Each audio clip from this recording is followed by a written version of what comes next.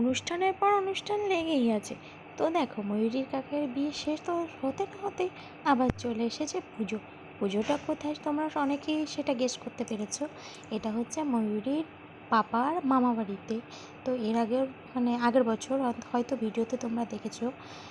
এটা হচ্ছে বাৎসরিক পুজো, প্রত্যেক বছরেই এই পুজোটা করা হয় ময়ূরীর পাপার মামা বাড়িতে। তো এই দেখো ঠাকুর সবগুলো মিলে বাজি ফাটিয়ে আনন্দ করে ঠাকুর নিয়ে আসার পরে বরণ করে ঘরে তোলা হয়েছে। তারপরের দিন এই দেখো সকালবেলা সবাই আমরা মন্দিরের সামনে বসে পড়েছি, গল্প আড্ডা, এদিকে চলছে পুজো। সবাই দেখো, এই দেখো মাম্মাম, এটাও মাম্মামের বয়সে, মাম্মাম একটা দিদিভাই হয় মাম্মামের। এই দেখো আমার টুল্লু সোনা।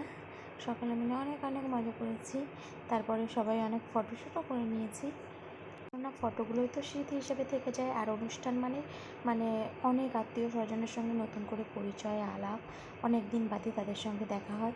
তো দেখো গল্প গুজব করতে করতে কীভাবে যে দিনটা কেটে গেল কেউ বুঝতেই পারিনি।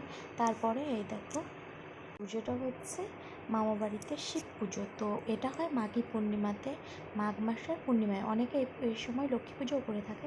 তো এটা হচ্ছে বৈদ্যনাথ শিব পুজো। তো এই পুজোটা এই সময়েই করা হয়, মাঘ মাসের পূর্ণিমা তিথি ধরে। তো এটা হচ্ছে বুড়ো শিব, অর্থাৎ বুড়ো শিব বলতে যেটা বোঝো একটু বয়স্ক বৃদ্ধ শিব, সেই রূপটাকে পুজো করা হয়। টাটা।